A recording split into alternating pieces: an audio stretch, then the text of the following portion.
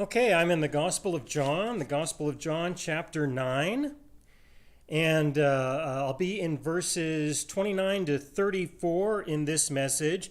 This is the conversation that's taking place between the Pharisees, the leading Pharisees, in the temple compound, in the temple in Jerusalem, between them and the man who was born blind, but he was healed by Jesus. It's this conversation. I'm still here.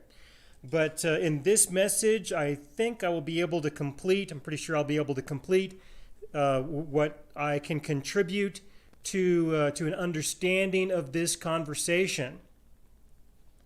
All right, so I'm going to start, let's see, where's a good place to start? Let's start in verse 24. I'll just start there, but really I'm going to verse 29. But to warm up, let's begin in verse 24. So they again called the man who was blind and said to him, "Give God the glory. We know that this man is a sinner." So give God the glory because, this man is a sinner. So we have to give glory to the correct person. We can't allow Jesus to be glorified. We have to make sure that he is rejected. He answered, the man who was healed, he answered and said, "Whether he is a sinner or not, I do not know." Now they just told him, they just told him he is a sinner. And he says, "Well, I don't know." And this is a very serious matter because they are the leaders. That's who they are. And whatever they say is true, well, you must believe because they are in charge, whatever people want to try to claim. But they told this man that the only one who would be able to heal him would be the Messiah. So that's what they told him before. So some guy heals him, obviously, by their definition. What they said, Jesus is the Messiah. And they say, "Oh, no. He's a sinner." So what am I supposed to believe? Who am I supposed to believe? I don't know. It's a way of him telling those people in charge, those leaders, it's a way of him telling them that they have been dishonest with him, that they lied to him. And so if they're demanding that he believes something now, well, he may not necessarily have a lot of confidence that they are telling him the truth now, especially if they're not willing to renounce their former beliefs in certain ways. So he says, "I don't know. One thing I know, that though I was blind, now I see." Then they said to him again, "What did he do to you? How did he open your eyes?" Now this is an expression of defensiveness because he has attacked them from their perspective. All right, they say, "I tell you, this is what you are to believe, and this is what you are to do. You are to give glory to God. This man over here is a sinner. You are to believe that." And he says, "I don't know." All right, so there is this escalation of conflict that takes place. He has expressed a certain amount of contempt towards them. They will receive that as a form of contempt, that he is saying indirectly that they are not trustworthy. They cannot be trusted. That whatever they say may not be true. And so they are defending themselves. They respond with a form of defensiveness, and this defensiveness will escalate to express contempt towards him, which is normal. This is normal in all relational conflicts. This is not in all conflicts, but this is a normal thing that takes place within conflicts between people who are having a relational encounter with one another, that one person feels offended, and so they defend themselves, and then they express contempt back to the other person. Perfectly normal. And this will escalate It will escalate until somebody gives in, or some other. There are lots of ways for this conflict to eventually exit in some respect. But they will defend themselves by responding. They said to him in verse 26. They said to him again, "What did he do to you? How did he open your eyes?" So in verse 27, he responds to this escalation of their defensiveness. They're asking him to tell them something, so he answers. He answered them, "I told you already, and you did not listen. Why do you want to hear it again? Do you also want to become his disciples?" It's a way of him saying, why are you provoking me? Why are you now continuing to talk with me? Why are you suggesting that what I already said is not true? That's what you're doing. You're saying that, well, what I said isn't true. I said that whatever you say may not be true, so now you are coming back to me and saying that whatever I said may not be true, but I already told you this is what happened. I'm not going to tell you something different. Why are you asking me this question? Do you want to become his disciples? And the answer, of course, is no. They are asking this question because they are looking for anything that may be communicated or related that they can challenge, that they can question, because they are trying to avoid the truth.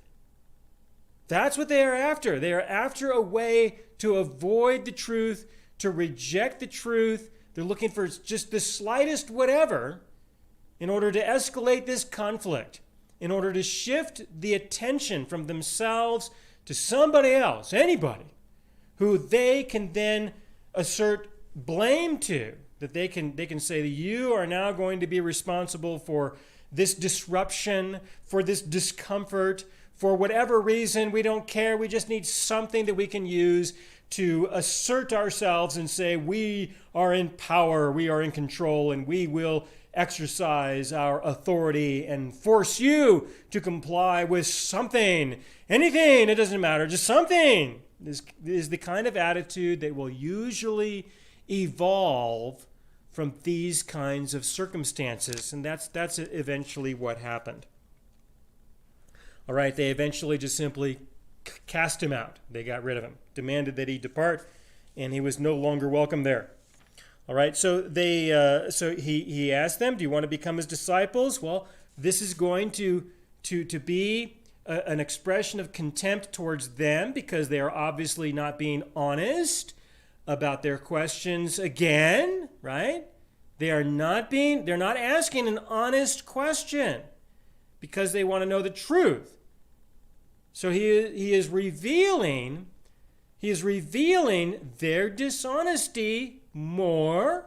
This is an expression of contempt towards them. It's more contempt, and they're going to feel a sense of defensiveness. They're going to want to defend themselves even more, and they will do this by saying that there's something wrong with him. Instead of admitting that there's something wrong with them, they will express their sense of discomfort, that they are being attacked, that they are being condemned, that they are being confronted with the reality of their dishonesty. So they will respond to that by attacking him in return. So in verse 28, then they reviled him and said, "You are his disciples, but we are Moses' disciples. We know that God spoke to Moses. As far as this fellow, we do not know where he is from." All right. Now, I already spoke a lot in the previous message about the beginning of verse 28, that we are his disciples. No, they're not. And the evidence is starting to show. The evidence is starting to show. And they are asserting that he is the disciple of Jesus. And I spoke about this earlier. All he knows is that he was blind and now he can see. He's not asserting that he is a disciple of Jesus. They are the ones who are making this accusation against him. And even if he was to become a disciple of Jesus, what would be wrong with that? Especially if there's some truth to be found there, right? I mean, so what if he was? What's the big deal? Well, to them, anyone who would say that Jesus is the Messiah is no longer to be a part of the nation of Israel. That's what they're doing. That's the power that the people have given to them, and they are asserting it. I'll come back to that in just a moment. And so in verse 29, we know that God spoke to Moses, as far as this fellow, we do not know where he is from. Oh, is that right? Is that right? Jesus was in the temple earlier, and he said, you all know where I'm from. Okay, they knew who he was, and they knew where he was from. And they say, we don't know where this guy is from. All right, so they are going to express more dishonesty. More dishonesty. That's what they do.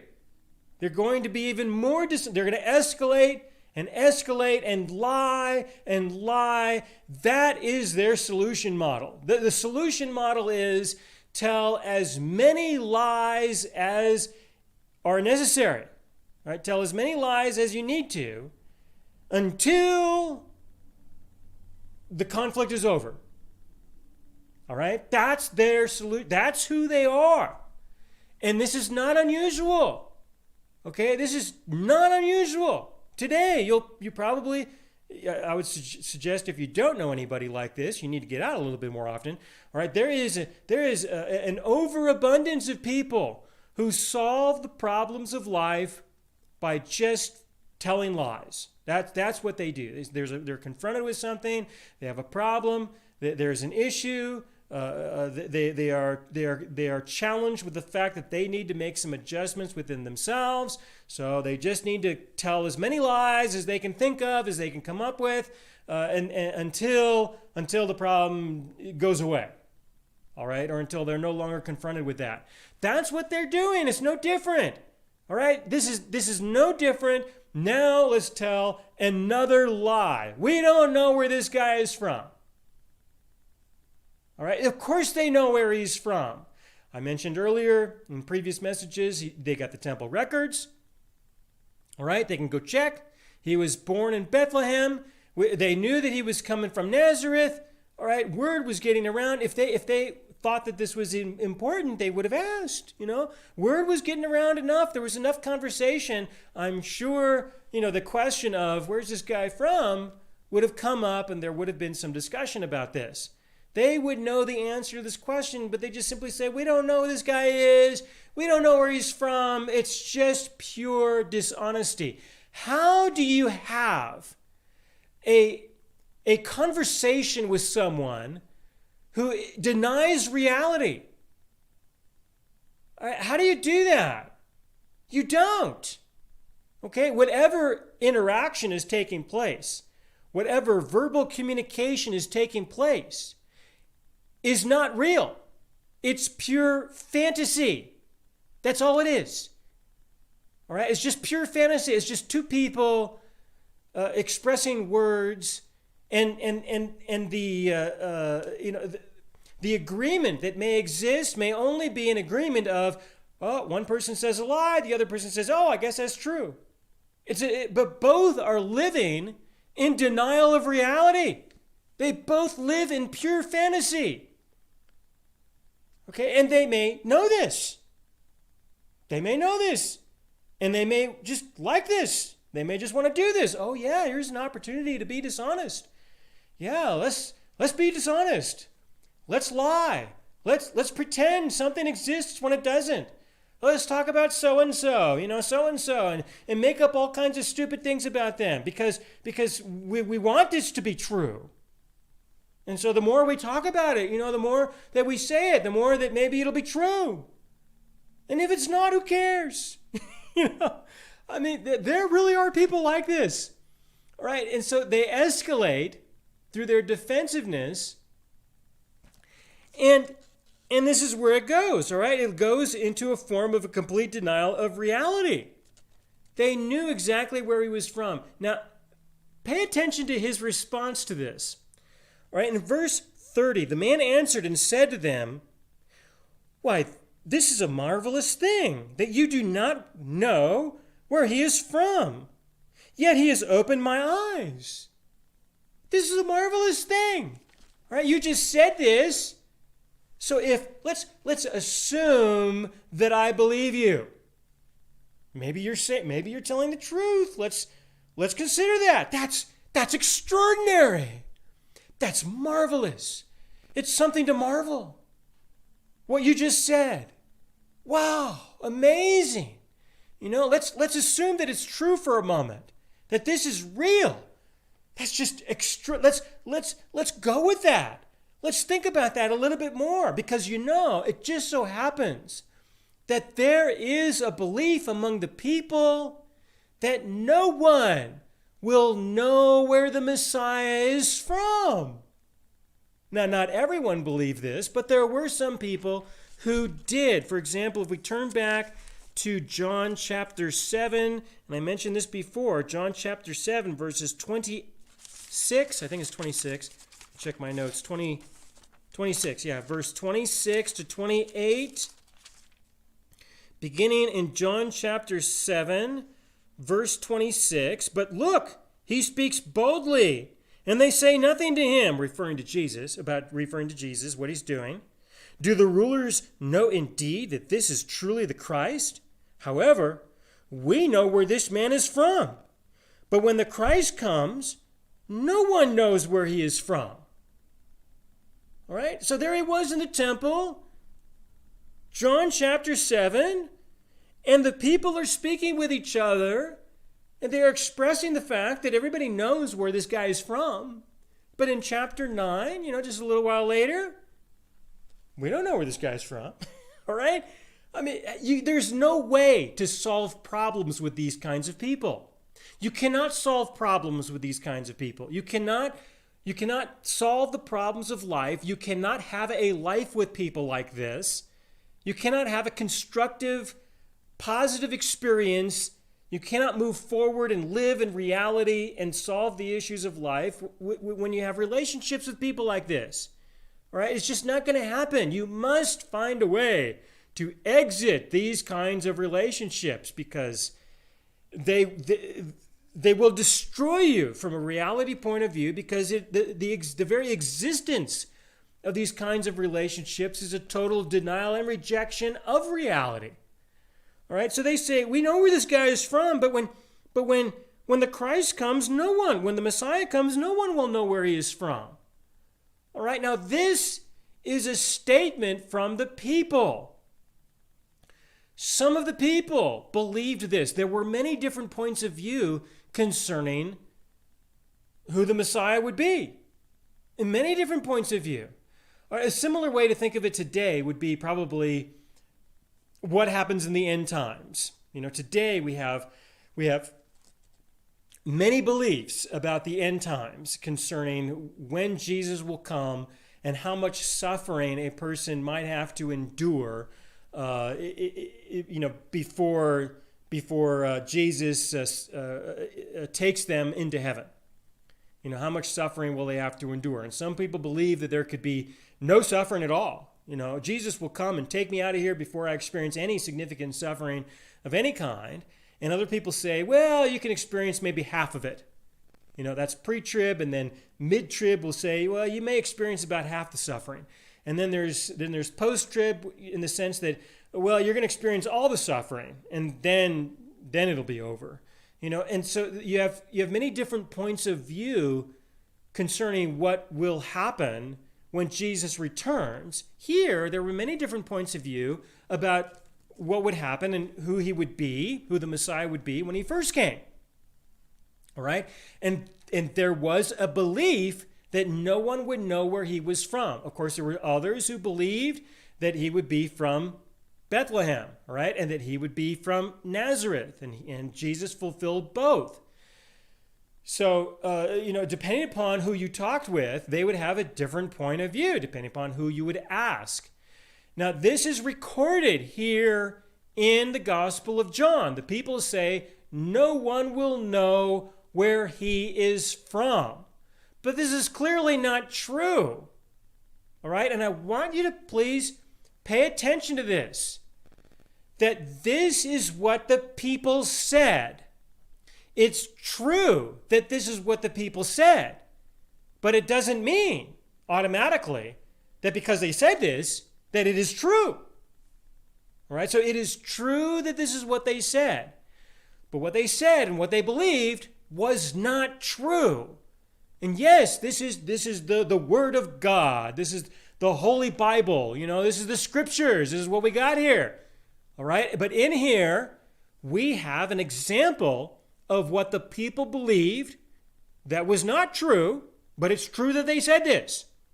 All right? And it's important to be able to distinguish between those two different things. Because it's throughout the Scriptures. All right? I'm coming to another passage that's similar to that in just a few minutes. So here we have an example in John chapter 7 where, this is what some of the people believed. And so when the man says in John chapter 9, verse 30, why, this is a marvelous thing. You do not know where he is from. It was a subtle way of saying to them, now, there are some people who believe that this is a way of determining who the Messiah is. So, indirectly, he is challenging them and inviting them to respond to this belief. All right, indirectly. That's what he is doing. All right, so at this point, there is a paradigm shift. Okay, a paradigm shift at this point. He says, wow, this is amazing. This is extraordinary. Now we have a huge paradigm shift. Whereas he is no longer going to be afraid of these people. He's no longer going to have respect for these people. All right, they might be the leaders. They might be members of the organization, leading members of the whatever, right? In this case, the Sanhedrin, probably. They may have their titles. They may have their position.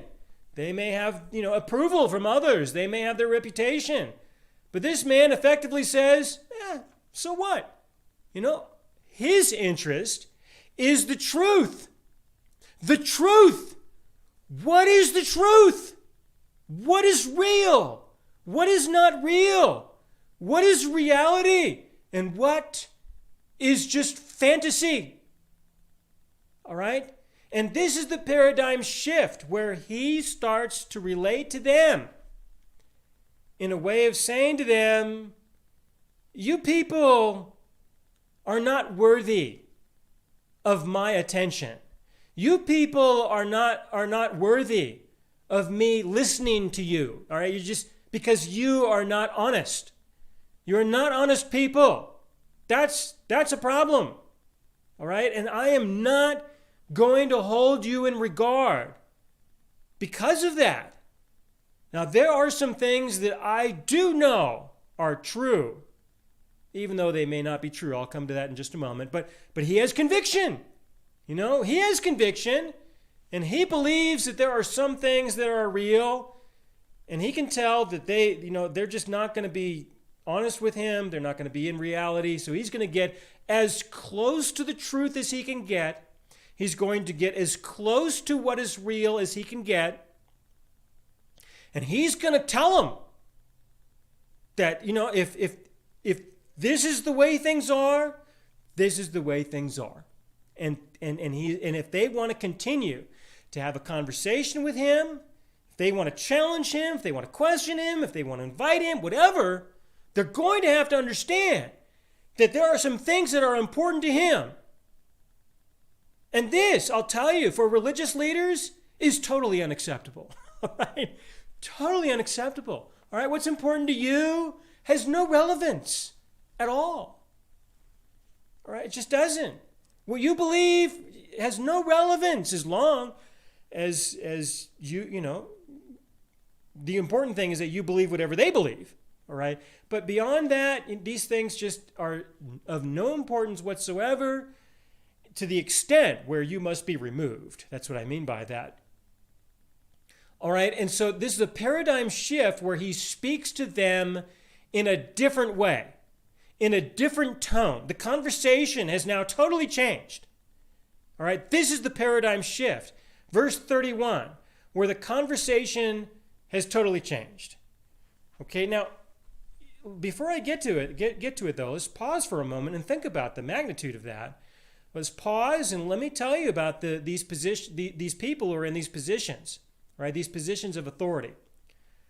Who are these guys? Right? And why are they in this position of authority? Okay, now it's easy. It's easy and it's convenient and it's appealing to say that they are the ones who are the problem.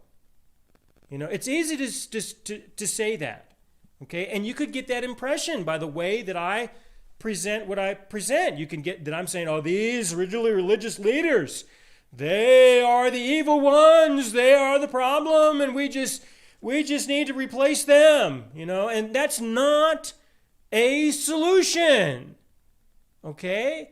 Just replacing the leaders is not going to be a solution.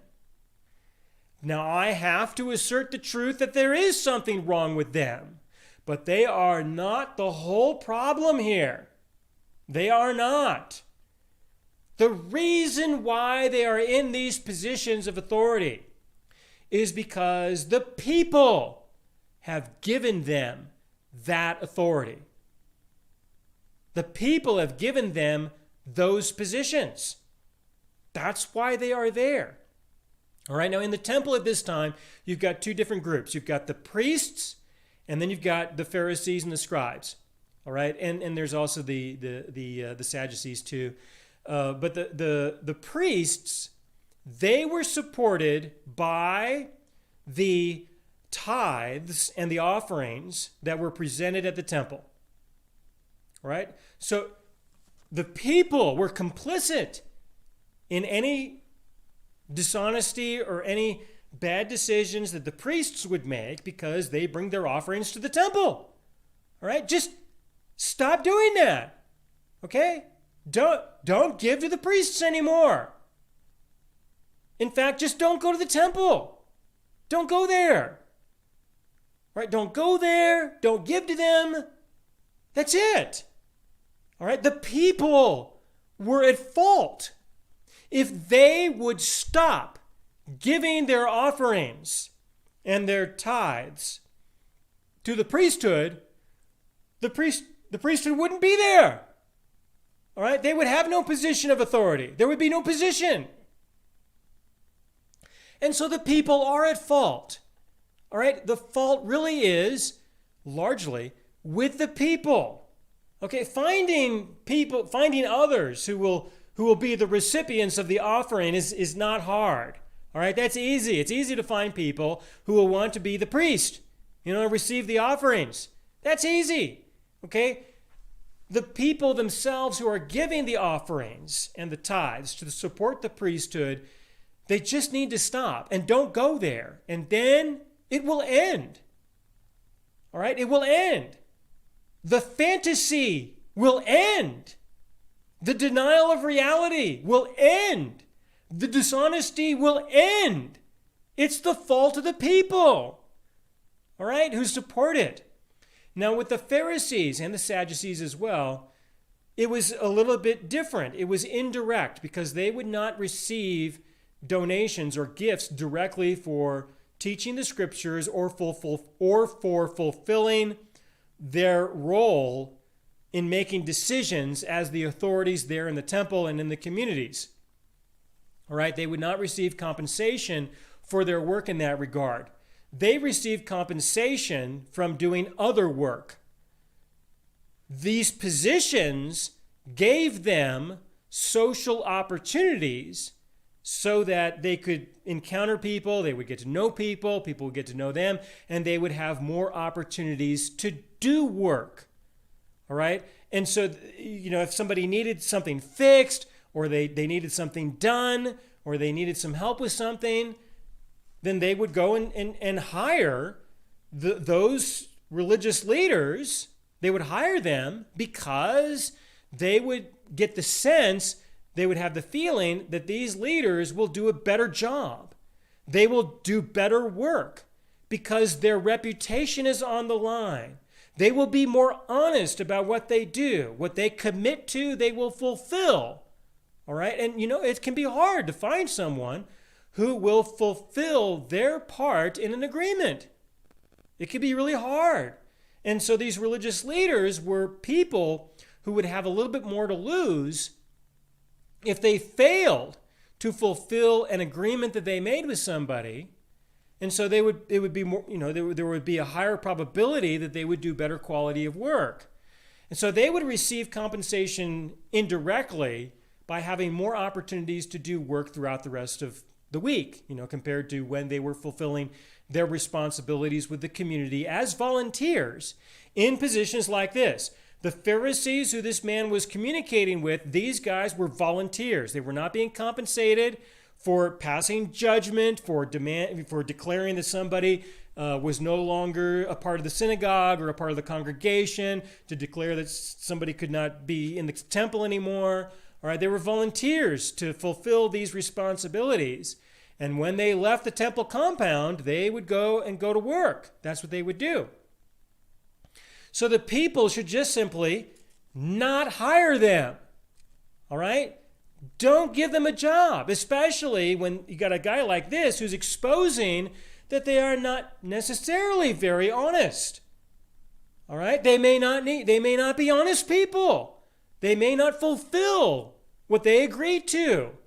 What they say may not be true. All right? And people will suffer for these kinds of issues if they make agreements with these kinds of people. All right? So all that the people had to do was simply not hire these religious leaders anymore to do work. That's all they needed to do. Just stop hiring them. Stop giving them work to do. And they would have to spend a little bit more time trying to find work.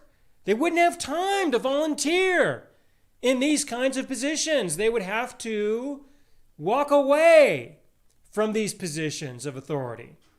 So the people are at fault. Even today, it's easy for a person to say, oh, that church, oh, that pastor, oh, that religious leader, they're the problem. No, they're not. I mean, they're not the whole problem. Of course, they are part of the problem, but they're not the whole problem. It's the people who support them who are the problem. Okay? They are the ones who give them the resources and so that they can go do that work. If they did not have those resources, they would have to go do some other work. They'd have to go do something else. And they would not be able to do that, to propagate dishonesty, to propagate denials of reality, to continue to create some fantasy that's just simply not real at all. Some kind of atmosphere, religious atmosphere of some kind that may exist in the temple or the holy place, the sanctuary, that just isn't real. All right? To give the impression that it is.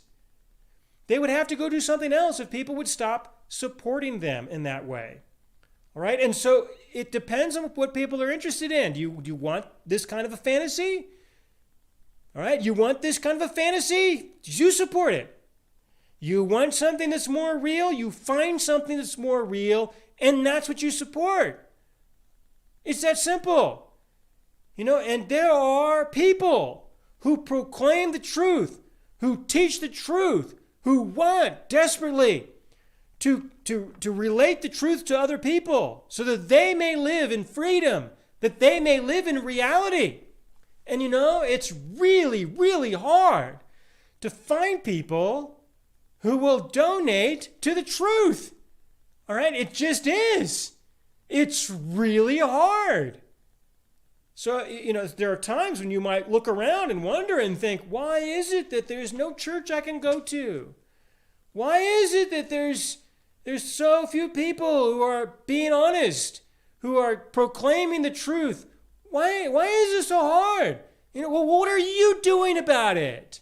What are you doing? Are you supporting that? Are you helping someone to do that? No. Somebody else can do that. Yeah, well, this is the problem. Everybody assumes that someone else will, and so nobody does. Okay? Relatively speaking, that's an issue. It just is. All right? And it's a reality. And so to proclaim the truth and to do that is hard. It's really hard. Okay? Getting the resources to do that is very, very hard. It's easier. It's much easier to get support to support fantasy than it is to support reality. Let me say it again. It's much easier to find people who will give to support fantasy than it is to find people who will give to support reality. It's always been that way. It probably will always be that way. And there's various reasons for that. I could speak about that a lot, but that's not the topic. This morning, that's as far as I'm going to go with this issue and say that it's not the religious leaders as much as people would like to think, because it's convenient, because it's easy. You just say it's that guy's fault. Everything's his fault. We got somebody to blame. We say there's something wrong with him. He's deceiving the people. Yeah, right. No, he's not. He's telling the people what they want to hear. Okay? And maybe he is deceiving them. But, that's a small minority in many cases. For the most part, people want to be deceived. They want to live in a fantasy. They want to be in some kind of an environment. To them, it's not about the truth. It's about other things that's more important to them. All right? So you've got this man who was healed, right? And so going into verse 31, we have the paradigm shift. Now we know that God does not hear sinners. But if anyone is a worshiper of God and does his will, he hears him. Since the world began, it has been unheard of that anyone opened the eyes of one who was born blind. If this man were not from God, he could do nothing. This is what he says. He declares to them, if this man was not from God, he couldn't do anything. We know this. This we know. All right? That's a paradigm shift where he is now going to tell them what's real. All right? It's a way of him saying, okay, look, I've been patient with you. I have done your thing. I have paid attention. I have listened. And I have considered genuinely what you have had to say. And you have been dishonest with me. So let me tell you what I think. You want to press the issue with me? Huh? You want to do that? All right. Here you go. I'll give it to you. You want it? Here it is. If this man was not from God, he could do nothing. And let me tell you some other things we know. We know, what do we know? That God does not hear sinners. All right, well, you know what? That's not necessarily true. Okay? This is, again, an example of something that he believed. And there would be others there who would agree with that. God does not hear sinners. No, he doesn't. And they probably would agree with him on that particular statement. Okay? But that's not necessarily true. Here you've got Jesus, who is God, manifested in the flesh. Did he hear from any sinners? Of course he did. All right, of course he did. He spent his entire life there. He spent his ministry there listening to sinners and communicating with them, relating with them, talking with them, trying to encourage them to believe the truth. Right? Will he hear a sinner? Of course he will. Will God hear a sinner? Of course he will. unless he decides, I don't want to hear from you, and he can do that too. So there are times when God may just decide he doesn't want to hear sinners. And I can find some examples of that. And there are times when, of course, he will hear sinners. And how much he will or he will not, there is not enough information to know the boundaries or the criteria that he uses to decide when he will, when he won't. We just know that he does. All right? And sometimes he doesn't. So it's up to him. He gets to decide in real time. We don't know the rules because you know what? There may not be any specific rules. It just may be that God just feels like it sometimes and other times he doesn't feel like it. It could be as simple as that. All right? It depends on what he's doing. It could be dependent on what he's got going on. How much there is for him to respond to. All right, there are many potential factors. And what we do know is that we don't know. That's what we know. All right? And so when he says we know that God does not hear sinners, well, that's something that they probably would have all agreed with, but it doesn't mean that it's true. All right? It's here. It's recorded that this is what they believed. But that doesn't mean that God would agree with that. All right? It doesn't necessarily mean that that is going to be the declaration of truth. But in saying this, there is something very powerful about what he communicates indirectly. When he says, no one, God does not hear sinners. When he says that, and yet he is standing before them being healed of his blindness. And they just said, give glory to God.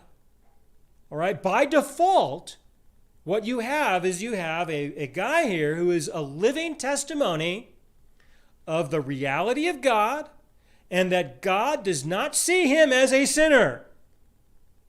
All right, God does not see him as a sinner. God has, or maybe he did before, but God has vindicated him, or God has given him a special approval that he's not given to these people. But God has done something with him in order to show that he's okay. That he is not the sinner that they thought that he was, that they said that he was. Indirectly, that's what he says.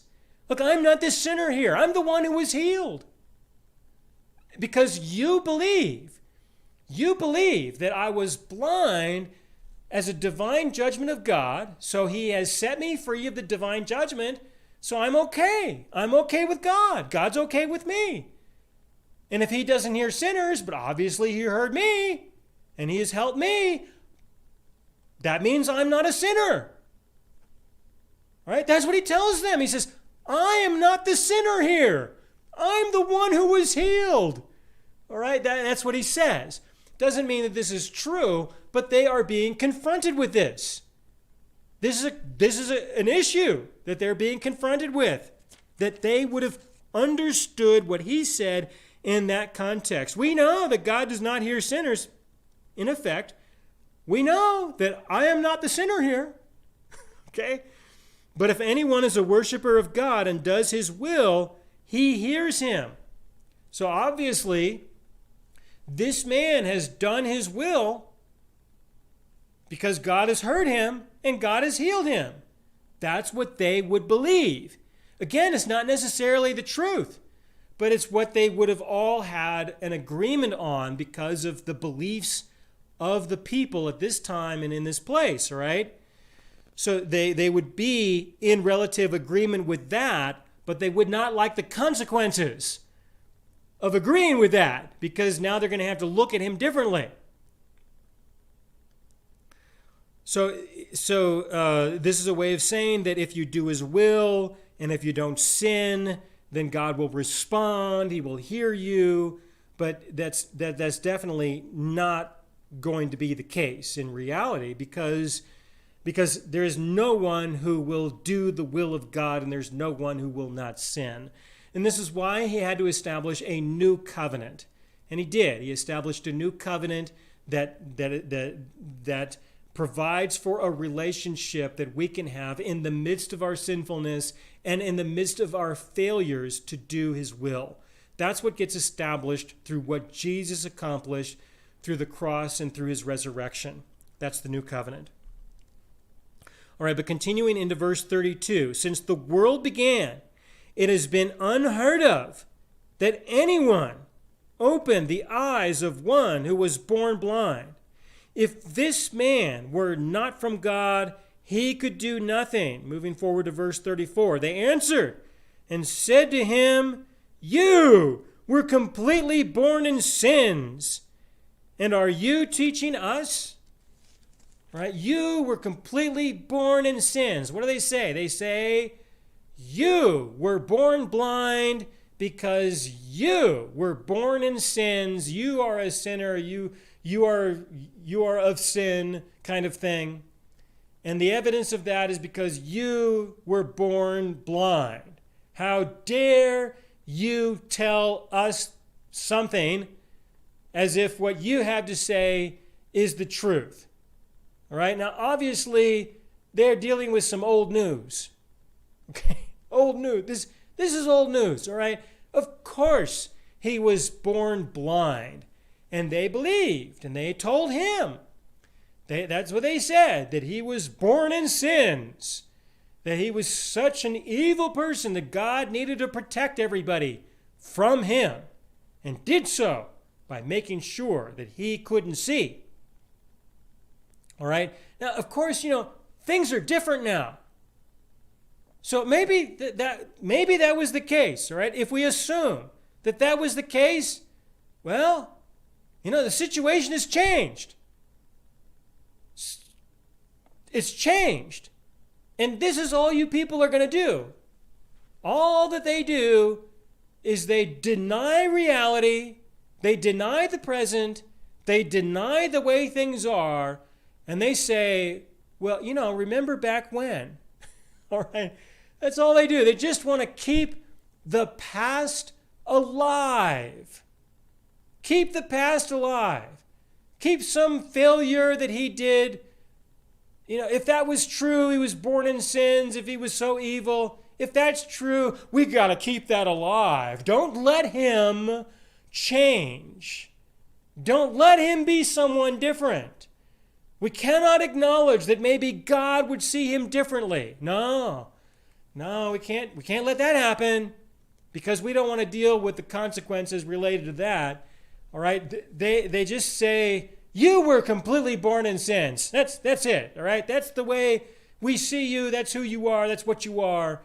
Whatever's happened now or recently is totally irrelevant. Doesn't exist.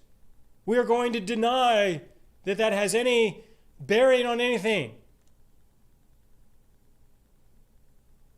All right, this is a big deal. It's a big deal, and it's a big problem when it comes to relationships with people.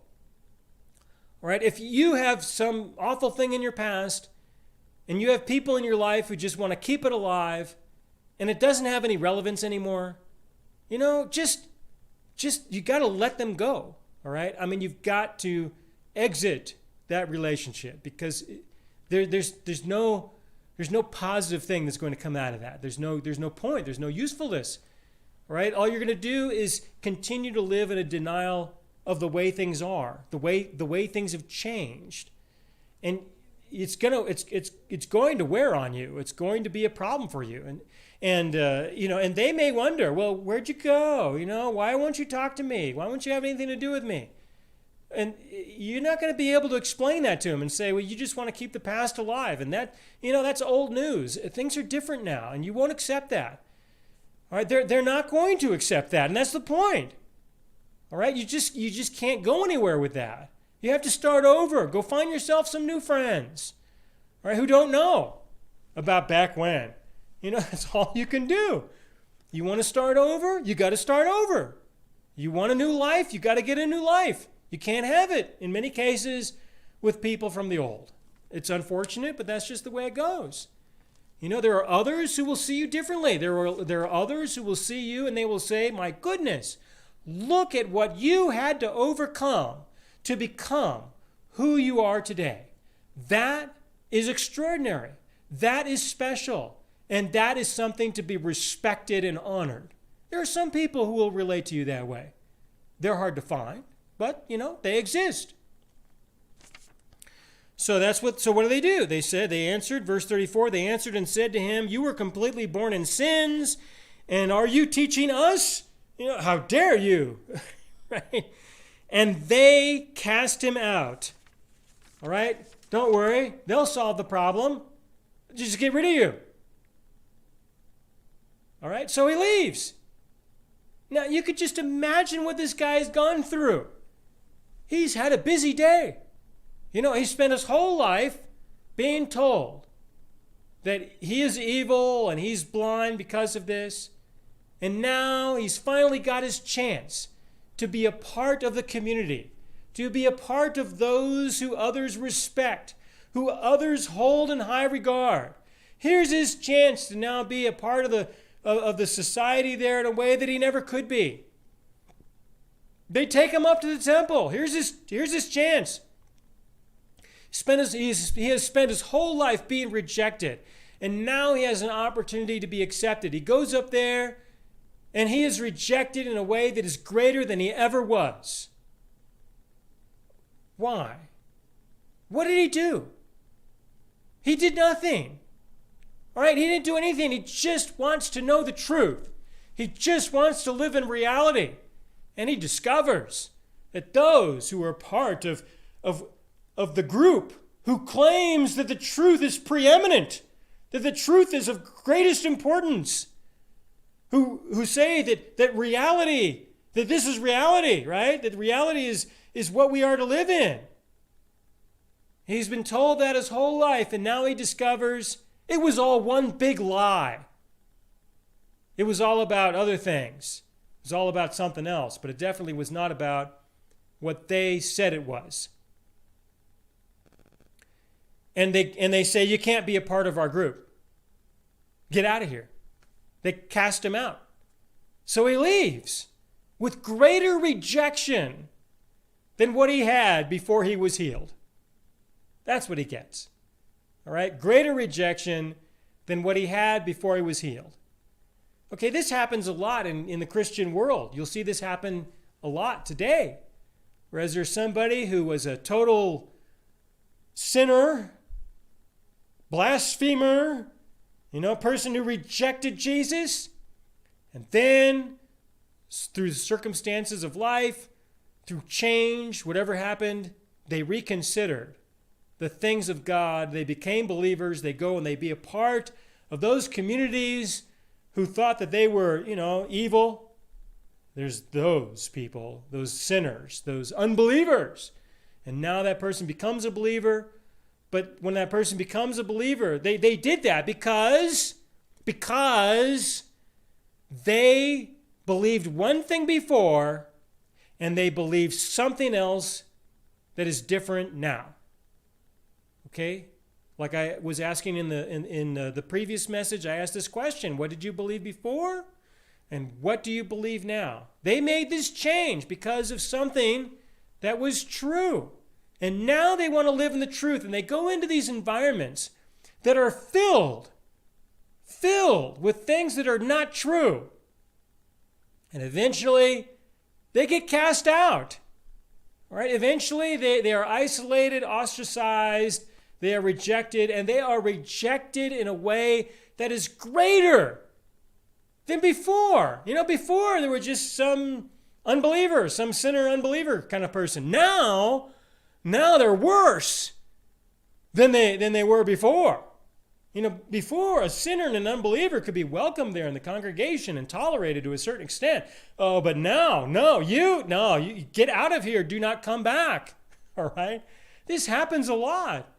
And so the man will have left, right? And now this is his situation. It would not have been that much of an adjustment for him, because he'd already spent his whole life being rejected by these people. So now it's official. You can look at it that way. And yes, there may be some new challenges regarding how he may be able to interact with society. We don't know. We have no idea what happened to him. We don't know what his life was like. We have no information about him at all.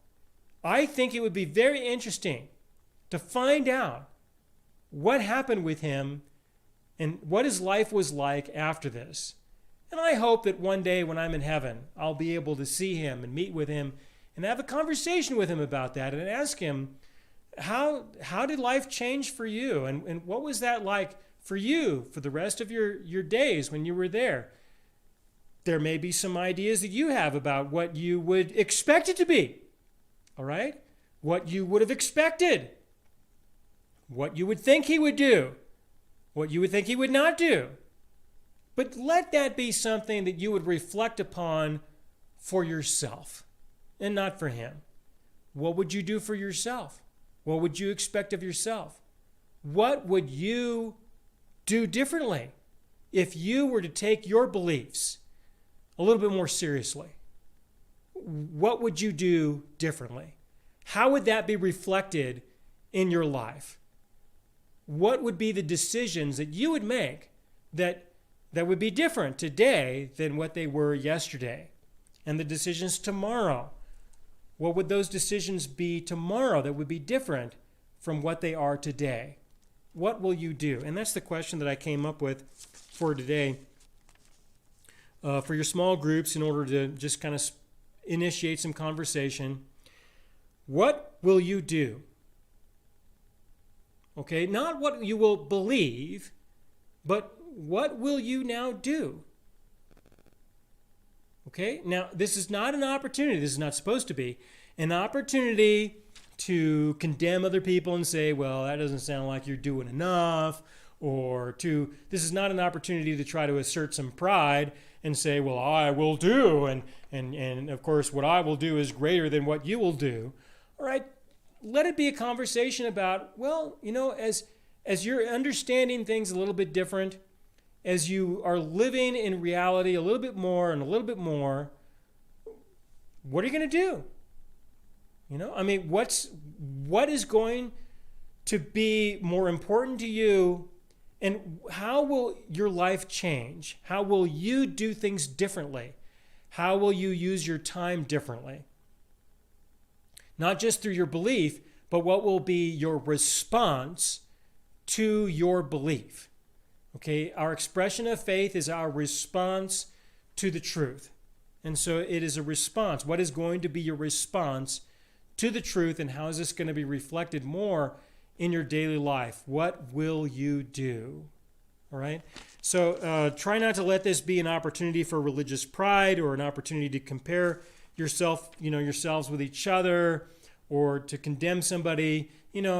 I'll tell you that in many cases, if somebody has something small that they will do differently compared with someone who says they got something big that they will do differently, there is a higher probability that the small thing will really take place, higher probability that will happen than the big thing that the other person is claiming will take place. Higher probability, all right? So stick with those small things perhaps.